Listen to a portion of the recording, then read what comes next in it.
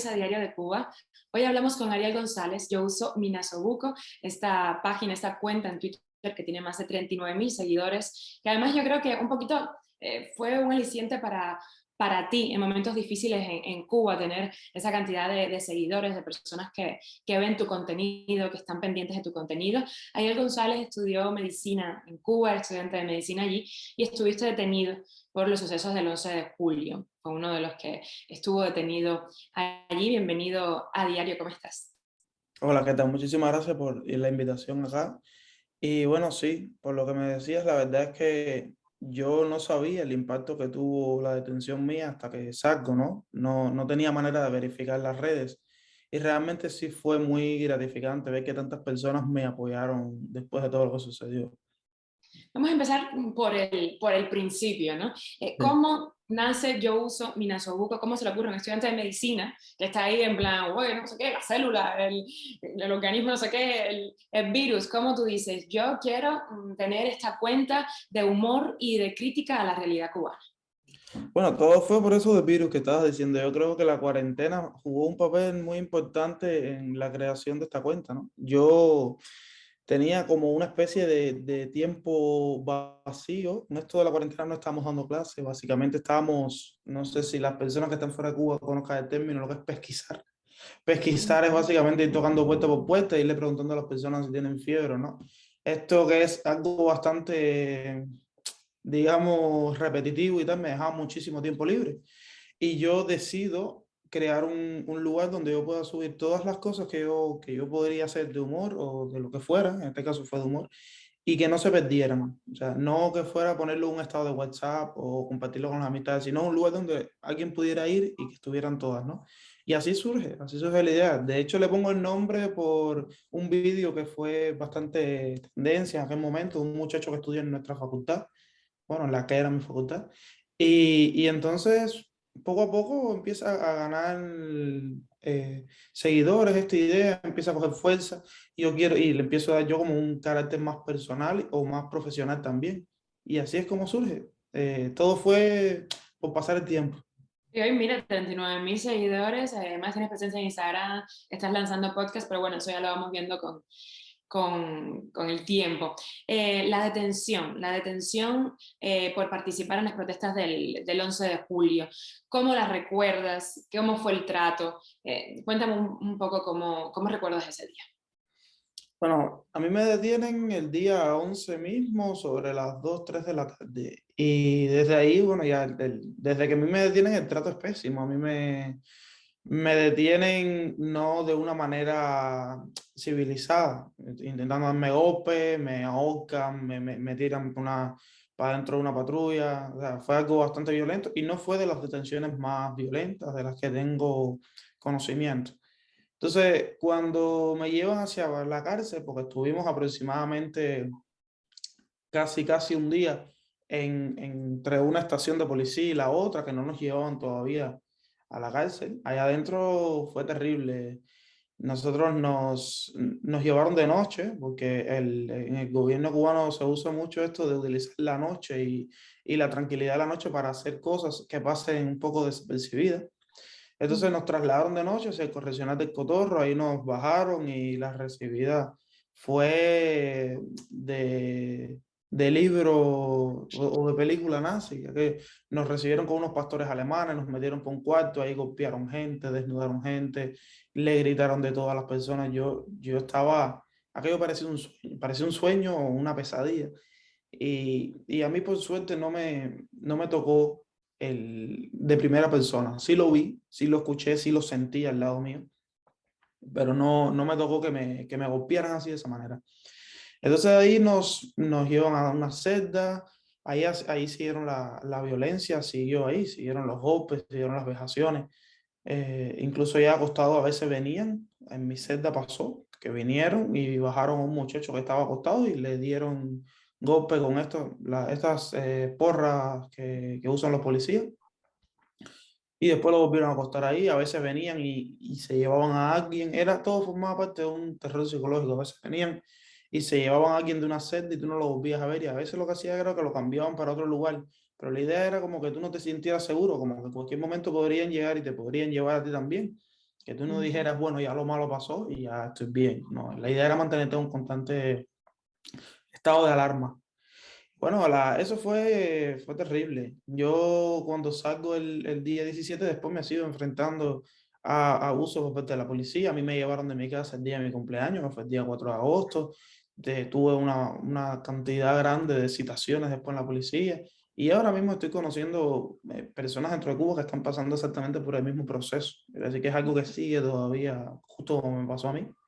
Y volviendo allí, ¿tú alguna vez sentiste solidaridad por parte de algunos de los policías que estaban allí, que tal vez eran jóvenes, que tal vez decían que sí se solidarizaban, que decían, esto es justo, o sea, es justo que la gente proteste en las calles, aquí no ha pasado nada, pero bueno, yo como parte de este entramado y tengo que hacer mi trabajo, pero tú sentías No, como... de esa manera tan no. Habían personas que lo que sentía, o al menos no lo expresaron así, por supuesto. Hubo un muchacho que sí, creo que era que estaba pasando, no sé si es que estaba pasando el servicio o que era recién ingresado en los cuerpos de esto de penitenciaría, que pidió un traslado, que pidió que lo sacaran de ahí. Pero como tal, esa solidaridad sí, no. Allá dentro de nosotros nos trataron básicamente como que nosotros éramos los enemigos del país, la escoria, que éramos lo peor, ¿sabes? Y entonces, el máximo gesto de solidaridad que podías ver era que alguien te encendiera un cigarro, o eso era el mayor gesto de solidaridad, pero para nada una concientización o un decirte, mira, eso que tú hiciste está bien, no. ¿Y cómo fue que te liberaron? O sea, ¿qué te dijeron? ¿Tú tienes algún tipo de cargo en tu contra? ¿Te hicieron alguna advertencia? Sí, a ver, eso yo lo que pasa es que no me entero justo cuando salgo, yo me entero después. Yo salgo el sábado 17, según ellos, porque bueno, yo no fui el primero en salir tampoco. Antes de mí habían salido más de 200 personas ya de donde yo me encontraba. Entonces, ellos es como que analizaban tu caso y tomaban la decisión de si te iban a soltar o te iban a aplicar otra medida. En el caso mío, según me explican después, ellos estuvieron por mi cuadra, por mi barrio, lo consultaron con no sé cuántas personas, que si el Consejo Popular. Según ellos, yo tenía una actitud favorable y las personas de mi barrio como que opinaban bien de mí y tal. Eso fue lo que ellos me dijeron, pero en realidad yo sé que me soltaron porque no tenían nada en mi contra. Porque tú puedes tener una opinión muy buena de alguien que si a ellos no les interesa soltarte, no te van a soltar.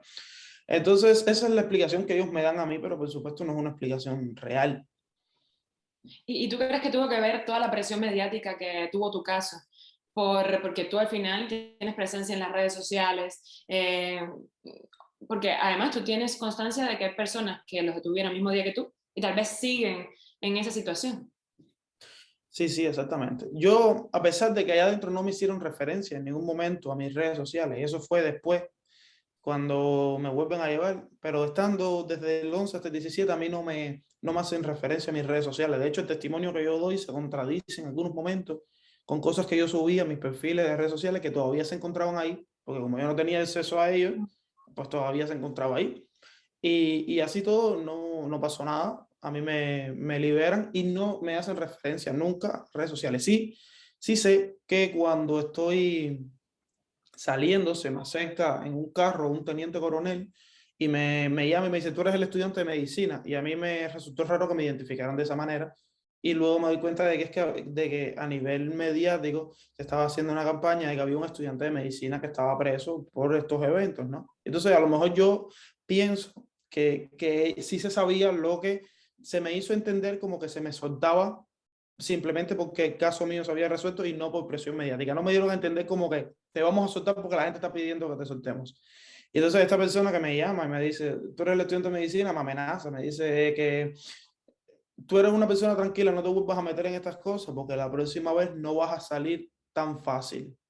¿Entiendes? Me dice así.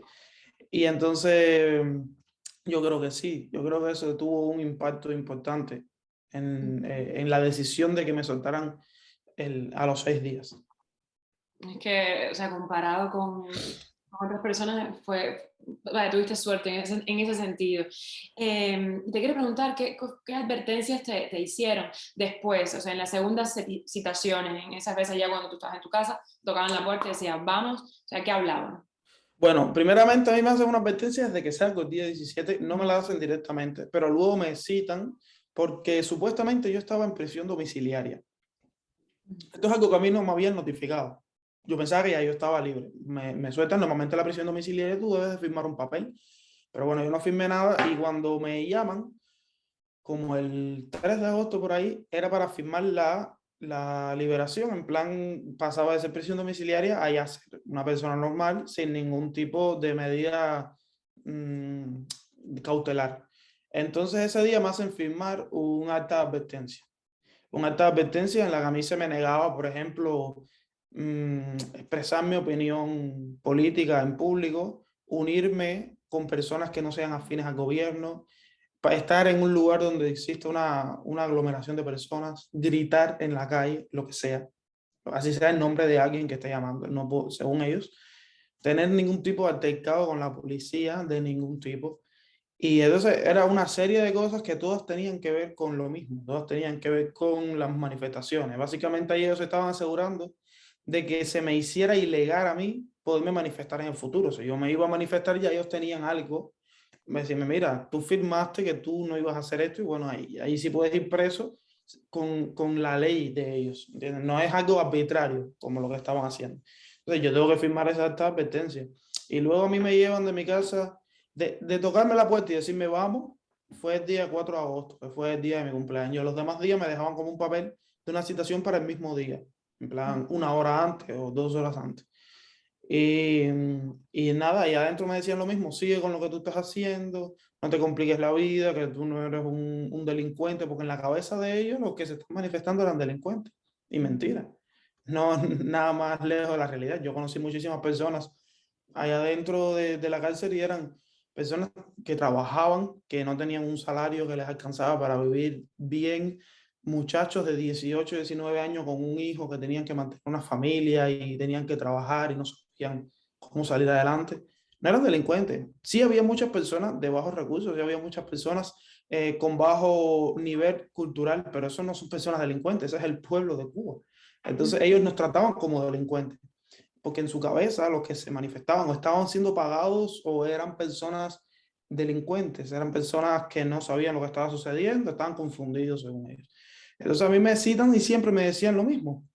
Me decían que no usara las redes sociales, eso fue el día de mi cumpleaños, cuando me llevan, me hacen borrar todos los hashtags de SOS Cuba y me dicen que no use las redes sociales para impulsar ningún tipo de campaña de este tipo. Y todo iba por el mismo corte, por la idea de que yo no subiera nada, de que yo no me expresara. ¿Cómo lo viviste? ¿Cómo lo vivió tu familia? O sea, ¿cuál era tu peor miedo cuando estabas allá adentro? Me imagino que, o sea, sin redes sociales, sin poder hablar con tu familia, tu cabeza tiene que estar a mil. ¿Cuál era el peor miedo que se instalaba en tu mente? El peor miedo yo creo que teníamos todos, no solamente yo, era que nos hubieran abandonado. Era de la manera que nosotros lo veíamos, que las personas que estaban en la calle hubiesen vuelto a su casa rápidamente y nosotros tendríamos que pagar por todos. Porque si las personas hubiesen seguido en la calle, mientras más tiempo estuvieran las personas en la calle, menos iba a ser el daño que nos iban a hacer a nosotros, las consecuencias que nos iban a hacer pagar, porque se les iba a descontrolar la situación. Entonces yo creo que el miedo mayor que teníamos nosotros era que todas las personas hubiesen vuelto a su casa rápido y que ellos pudieran hacer un control de daño y pudieran utilizarnos nosotros como escarmiento o como ejemplo para futuros casos, ¿no? Yo creo que era lo peor en lo que pensábamos. Sí, plan de conejillo de indias ahí, ustedes solos, sin tener ningún tipo de contacto con los que estaban fuera, que le dijeran, miren, esto es lo que está pasando. Eh, Exacto. el 15 de noviembre está a la vuelta de la esquina, crece la expectativa, por supuesto, con todo lo que pueda pasar ese día. Tú que estuviste presente en las manifestaciones del 11 de julio, ¿qué piensas que tiene que tener los ciudadanos en Cuba que piensen salir a las calles para que esta manifestación, digamos, dure más tiempo en las calles y logre más las demandas y los objetivos de las personas que saben? Yo creo que la manifestación del 15 de noviembre no va a ser igual a la del 11 de julio, primeramente porque ya tenemos la experiencia, tenemos el conocimiento de lo que pasó, tenemos los videos de lo que es capaz de hacer el gobierno. Yo creo que muchos, incluyendo a mí, subestimamos al gobierno y pensamos que no iban a ser capaces de llegar a tanto. Muchos lo subestimamos y pensamos que a lo mejor se iban a rendir. Tuvimos esa ilusión un poco pueril. Pero en realidad, ahora, teniendo las cartas sobre la mesa, yo creo que las personas que salgan a la calle no van a cometer el mismo error. Y lo primero que debes de tener presente, yo creo, es la no violencia, el no responder a la violencia con violencia, porque eso simplemente beneficiaría al gobierno. Cuando yo estaba en las calles, yo veía cómo habían personas vestidas de civil que no eran civiles dando golpes, pero muy violentamente, no era algo de advertencia, estaban realmente intentando hacer daño a las personas que se encontraban manifestándose. Y esto es uno de los principales desafíos, yo creo que van a tener las personas, es el estar ahí expresándote y tener que lidiar con estos grupos de respuestas rápidas que ellos le llaman, que además van a estar más preparados porque es una manifestación que se sabe qué día va a ocurrir, que se está anunciando, pero por otro lado, está el respaldo mediático de que el mundo entero está mirando y sabe lo que va a suceder. Ese día no se puede caer el Internet.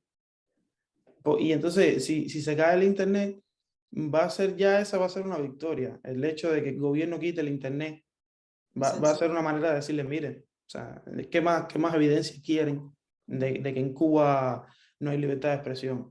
Yo creo que para que las personas permanezcan en la calle, lo más importante es no recurrir a la violencia, porque cuando empieza un foco de violencia y las personas responden con violencia, eso se va ampliando y de pronto se puede descontrolar toda la situación. Yo creo que es lo último que quisiéramos nosotros, que pasara a ser eso un estallido de guerra civil ni nada por el ejemplo. Yo ponía el ejemplo de las personas que se pueden sentar en la calle, que no hay nada más pacífico que sentarse, ¿no? ¿Sabes? Si tú estás sentado y te están filmando sentado, hay una diferencia muy grande, porque que venga y te vaya a agredir, se va a saber quién es, se va a ver de dónde viene. O sea, es muy evidente ver una persona que se está sentada manifestándose pacíficamente y una persona que viene a agredirlo. Aparte, ellos usan guaguas para bajar gente. Va a lograrse diferenciar bien quiénes son ellos y quiénes son el pueblo. Entonces, por otro lado, yo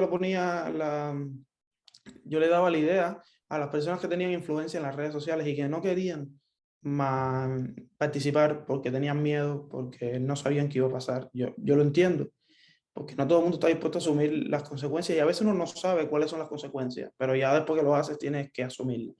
Entonces yo a esas personas les proponía que no subieran nada ese día a las redes. Es una idea que tuve que me parece que está bastante lógica. O sea, si las personas que conozcan cómo funcionan las redes sociales saben que si tú no subes contenido, si yo sigo a 100 personas y esas 100 personas, dos son o tres son influencers, que son los que se llevan como la mayor cantidad de visualidad, si esas personas no suben contenido, le van a dar más visibilidad a las otras personas que tú sigues. Entonces, si esas personas que no van a hablar del 15N, que no van a enseñar fotos, que no van a estar al tanto, no suben contenido, le van a dar indirectamente una visibilidad muy grande a las personas que sí lo están haciendo y le van a dar una importancia más grande, porque no es lo mismo entrar en las redes y ver tres memes, una recarga de Cubatel y de pronto la manifestación del 15N a que todo sea del mismo tema, que las personas van a decir, oye, esto está serio, esto que está pasando es importante.